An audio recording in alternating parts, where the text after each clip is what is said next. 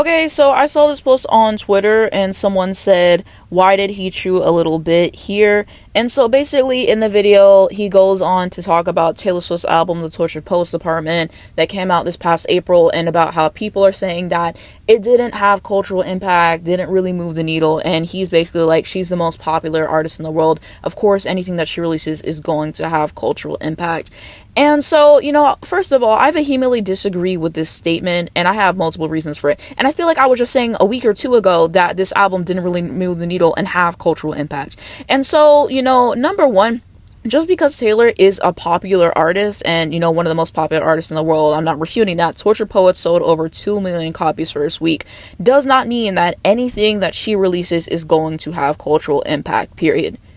I mean, let's be honest, what was the real cultural impact of the Tortured Poets Department? Let's really start there, because Fortnite was a single off of it, and honestly, I forget about that song because I'm not constantly hearing it on TikTok, I'm not seeing people do anything with it, I'm not seeing it on Instagram, I'm not seeing people tweet on it, I'm not seeing people really talk about that song. For that to be Taylor Swift's lead single, for it to be a #1 song, not making any noise outside of the fan base, and the entire album isn't, for that matter, let's be serious with ourselves. There's a fair amount of Taylor Swift fans, like myself, who did not really go up for Tortured Poets Department, and who thought the album was kind of a disappointment in terms of the productions, even sometimes from a lyrical standpoint, especially on that title track. Don't even get me started, okay?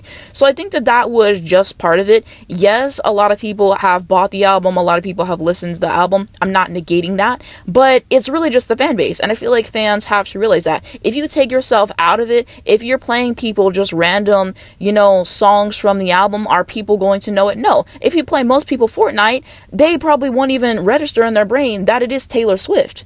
Or they'll be, like, oh, I haven't even heard that song, because it really hasn't made that much noise in general. So, I mean, it's just kind of that. Like, just because Taylor Swift releases a song or an album, it will probably do well in the charts because she's Taylor Swift and she's cultivated a fan base and she knows how to sell. I'm not negating that. But there's a difference between that and having cultural impact. And so, that's kind of the thing that just annoys me and everything. And I think Swifties just kind of felt away seeing what Brat did this past summer, and some other stuff actually having the cultural impact that y'all wish that Tortured Poets had. So now y'all trying to say that Tortured Poets had cultural impact, but where's the receipts of the impact in question?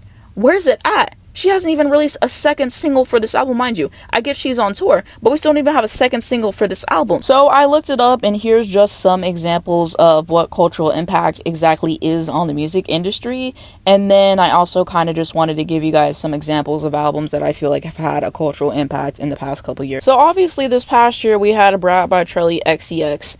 And I wouldn't have really considered myself a fan of her like before this album had came out. I saw everybody on Twitter, TikTok, literally everywhere talking about this album specifically. I saw the trends that were going on and still are continuing on TikTok. There's the Apple dance and all that stuff as well. There's people literally editing random things with the Brat font. There was the fact that she had that entire billboard and just like that, and just like the marketing for this album has been something there, and people have just really latched on to this era, and it's something that made me take notice and be like, what, I should listen to the album. That was definitely a part of it. And so I checked it out, and I really actually enjoyed the album. But Brat's definitely had a cultural impact for sure. And even Charlie said like she couldn't have expected where it went. And just like all the memes people are making of it too, like I see it on Twitter, I see it on TikTok, like people have really taken it into their own. I think that there's been a lot of creative edits, so I love that as well. And fashion and making cakes and like all that stuff, I think it's been really cool this era. And just like that specific color green,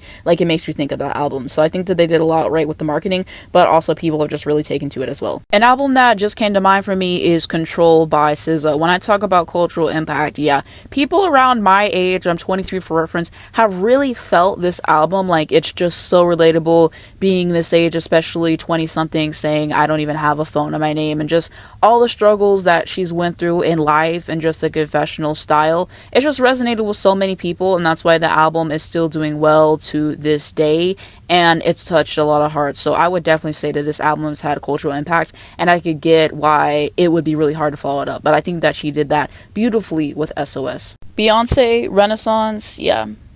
what a moment it was to be alive for this era.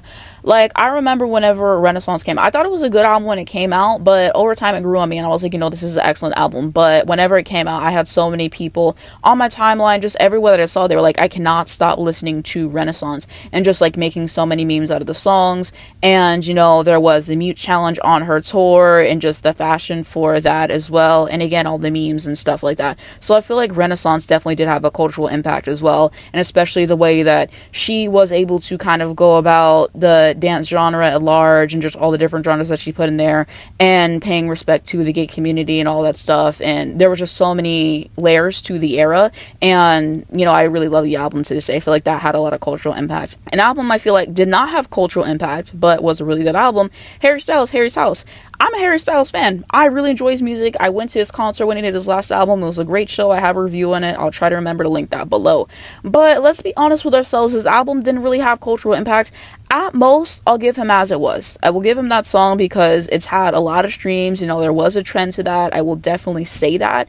But in terms of real cultural impact, it doesn't have it. It doesn't have it. And that's why myself and a lot of others felt a way about it winning over Beyonce at the Grammys. Even Bad Bunny, his album was having cultural impact as well. And yeah, there's so many different things to an album as well. Like, I don't think that Beyonce's album should have won solely for that reason. At the end of the day, I think it was genuinely a better album. No shade, blew this album out of the water. It's not even close. Okay? So, wrapping up my thoughts on this conversation, I think that there's multiple things to cultural impact. I think one of the most important things is that people really resonate deeply with what you're doing. I gave a few examples that I feel like people really have enjoyed and are still talking about to this day. I feel like the last time people really resonated with Taylor Swift was probably around Red Era in 1989. And like I said, I'm a fan of her, but I'm just trying to be as realistic as I possibly can, not negating her sales and anything like that again. So I think that that's also part of it. And then also trends and memes and just the sense of kind of community with the album. Like I was talking about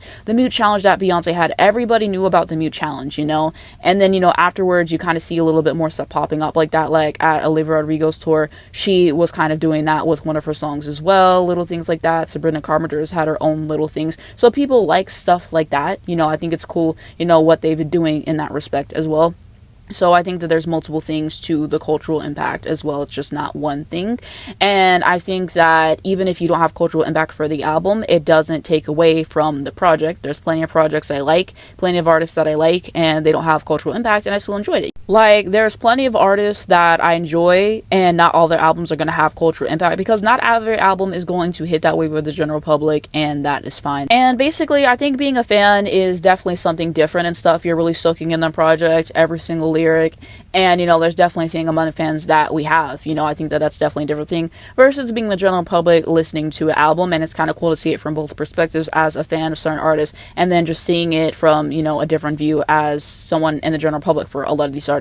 So I think that sometimes we kind of get wrapped up in just being a fan and realizing that, hey, there's a whole other perspective. And so this video is kind of just me trying to be objective about what cultural impact even is and all that stuff. And I think there's a lot of things, but yeah, I think we should just try to be objective about it in general, about our favorite artist in general and stuff. I think that there's naturally going to be some biases that we have for all of our favorite artists. I'm definitely guilty of that as well. Also, I wanted to add that I feel like there is a difference between cultural impact and doing well on the Billboard 200 or the Billboard Hot 100. Sometimes those things can intertwine, but not always. An album cannot sell as well as other things and still have cultural impact. There's multiple things that kind of tie into that. I feel like I basically said that in the video, but I wanted to explicitly state that here because I feel like that's very important and a big point I wanted to have for this specific video. And yeah, but that's kind of my entire thing on this video, and I'm glad that I did it because I feel like this was a really interesting conversation to have.